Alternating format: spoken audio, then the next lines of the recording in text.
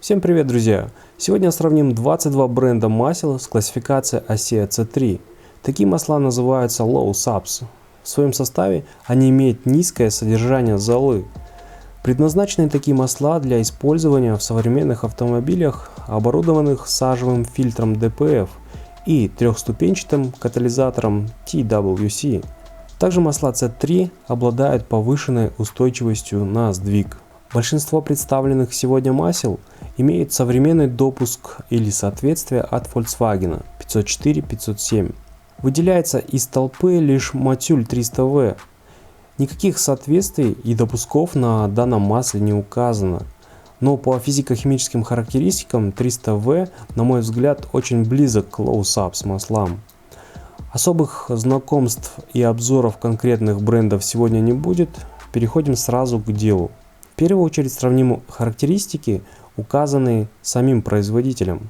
Кинематическая вязкость при 100 градусах Цельсия. Чем выше показатель, тем масло будет гуще при данной температуре. Отмечу, что все масла укладываются в рамки допуска. Я выделил самые густые, так как считаю, что при заливке нового масла оно будет немного разжижаться из остатков отработанного старого масла. И тем самым эта вязкость будет немного проседать. Так что у данных брендов будет небольшой запас. Поставьте на паузу, если не успели все хорошо рассмотреть, а мы переходим к щелочному числу. И чем выше значение этого показателя, тем лучше будет справляться масло с нейтрализацией остатков продуктов горения топлива. С пробегом данное щелочное число падает и возрастает кислотное. Но, к сожалению, многие производители не дают данные кислотного числа. Поэтому будем делать вывод только по этому показателю. Я отметил самые высокие значения, которые будут иметь больший запас прочности, и соответственно такое масло будет иметь больший ресурс на сработку. Wolf и Amsoil имеют самые высокие значения. Как вы, надеюсь, поняли, некоторые бренды не дают такую информацию, и поэтому их графики мы сейчас не видим. Переходим к температуре замерзания. Данный параметр в частности дает понимание о составе масла. Чем ниже будет температура, тем больше вероятность, что в маслах применяется настоящая синтетика 4 группы. За отметку минус 50 градусов по Цельсию перевалили только 4 бренда. Их я и выделил. Переходим к следующему показателю, на который опытные автолюбители обращают внимание. Это на температуру вспышки. Опять же, чем выше показатель, тем считается лучше. Но надо отметить, что есть минеральные масла для промышленного оборудования, где нет многих присадок, которые есть в моторном масле. И температура вспышки их может достигать 300 и выше градусов.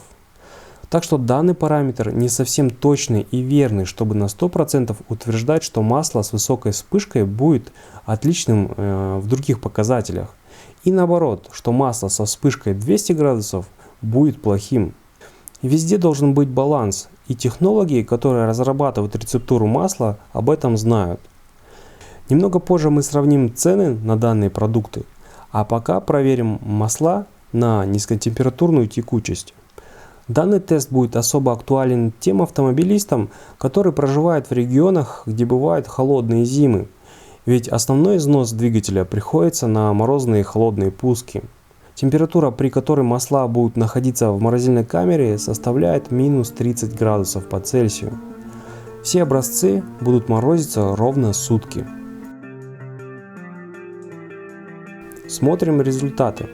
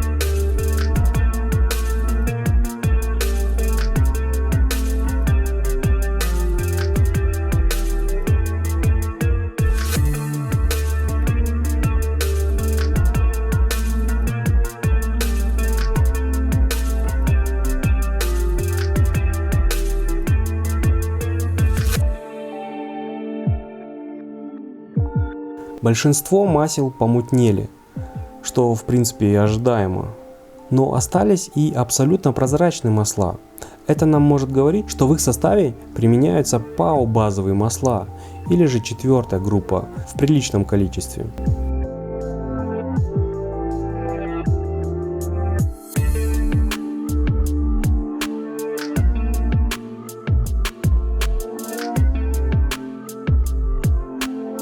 Давайте сравним временной промежуток этих масел. Как вы видите, оригинальный продукт, я считаю, полностью провалил данный тест. Может, конечно, попалась подделка, по канистре сложно сказать. Так что это еще раз подтверждает слова, что нежелательно покупать АМ масла. Это касается стран, где процветают подделки, в принципе, где мы и живем. Во-первых, цены на такие продукты почти всегда выше. Но качество от этого не становится лучше, а иногда и становится хуже от партии к партии. Ведь сегодня, допустим, это масло выпускает Castrol, а завтра это уже делает S-Oil и так далее. Кстати, меня немного удивил гидрокрекинговый продукт Ravinol. Помните, я говорил о балансе? Так может, это с этим связано? Имея вспышку больше, чем у своего собрата на ПАО, это масло будет менее текучим. Безоговорочный лидер данного сравнения – это Mobil 1 и еще один продукт, в котором применяется ПАО-база от этого же производителя. И еще раз посмотрим на масла, которые не помутнели. Для меня это очень показательный тест. Было, конечно, удивительно не увидеть прозрачным тот же Motul 300V, Castrol H и Amsoil. Выводы некоторые сделали, переходим к тесту на испаряемость. Данное сравнение будет проходить по привычному методу, как всегда. Длительность теста 1 час при температуре 250 градусов по Цельсию. Какое масло потеряет меньше всего массы, то и будет лучшим в данном сравнении. Для новых зрителей скажу, что вес пустых стаканов немного отличается, и поэтому я ставлю на весы пустой стакан, обнуляю показатели, наливаю ровно 30 грамм масла. После я снова обнуляю весы и взвешиваю уже стакан с 30 граммами масла. От этих данных мы и будем отталкиваться. Насколько вес стакана станет легче по завершению сравнения, такая и будет потеря массы. Кстати, возвращаюсь снова к Motul 300V. Я никогда не использовал в авто данные масла. Довольно долгий промежуток времени использовал мотолинейку от этого производителя. Я ожидал почувствовать знакомый и очень приятный запах 300V, но как я понял, автовладельцев этим обделили, хотя за такую сумму могли и покрасить, и добавить ароматизатор. Кто не в теме, объясню. Мотомасла от Motul всегда выделялись от остальных брендов. Каждая линейка, и более бюджетная, и самая топовая, имеет свой запах и свой цвет. Вот, например, 300V, которую я лил в свой мотоцикл, имела ярко-зеленый цвет и очень приятный запах. Когда делаешь ТО самостоятельно, на обывателя и простого потребителя это оказывает большое влияние. Но тут, к сожалению, такого не стали делать. Тем временем отправляем масла на плиту. Данное сравнение показывает лишь разницу между базовыми основами разных брендов. И масло с наихудшим результатом никак не окажет резкого негативного эффекта на ваш двигатель. Так что, забегая вперед, предупрежу, что не расстраивайтесь сильно, если ваше масло покажет тут не лучший результат. Это все относительно. По соотношению с другими не представленными тут брендами, ваше масло может оказаться лучшим. Итак, после 1 часа даю немного остыть маслам и приступаю к тщательному измерению и вычету разницы.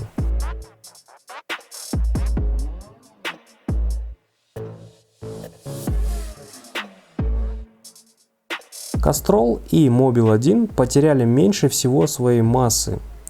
Очень похвальный результат. Также меня очень порадовал гидрокрекинговый продукт от Valvoline. Практически на 2% он опережает Motul 300V. Весьма достойно показывает себя база от финской компании Nextbase, которая применена именно в Valvoline. Далее идут неплохие средние результаты остальных брендов. И немного расстроил Ravinol VMP. Лично я от него ожидал большего. Еще отмечу не совсем хороший результат Shell. Видимо, в данной классификации C3 база масла не такая малоиспаряемая, как в полнозольном исполнении. Напомню, что Shell один из лидеров по минимальному испарению вязкости 5W40. Ставим на паузу, если не рассмотрели, а мы переходим к одному из главных показателей для обычного потребителя – это цена. Конкретно цифры я не выводил, а для большего понимания просто посмотрим график. Сейчас я выскажу исключительно свою точку зрения. Я считаю, что за линейку Motul 300V просят необъяснимую и необоснованную сумму денег. Понятное дело, что миром правит маркетинг, но лично я считаю, что это неправильно. Линейка Specific от этого же производителя тоже считаю с завышенной ценой. Так что соотношение цена-качество не из лучших у данной компании. А вот самое лучшее соотношение данного параметра цены и качества я считаю у нескольких брендов. Несомненно, одним из лучших становится Mobil 1 ESP. Также отмечу Novus Gravity. Он очень неплохо смотрится с именитыми конкурентами. Тем более нам известно, что в основе данной линейки лежит PAO база. Из гидрокрекинговой синтетики я считаю однозначно лидер Еврол из Нидерланд и корейский GT Oil. Достойное качество по разумной цене. Напомню, что это всего лишь лично мое мнение. У вас оно может быть совершенно другим.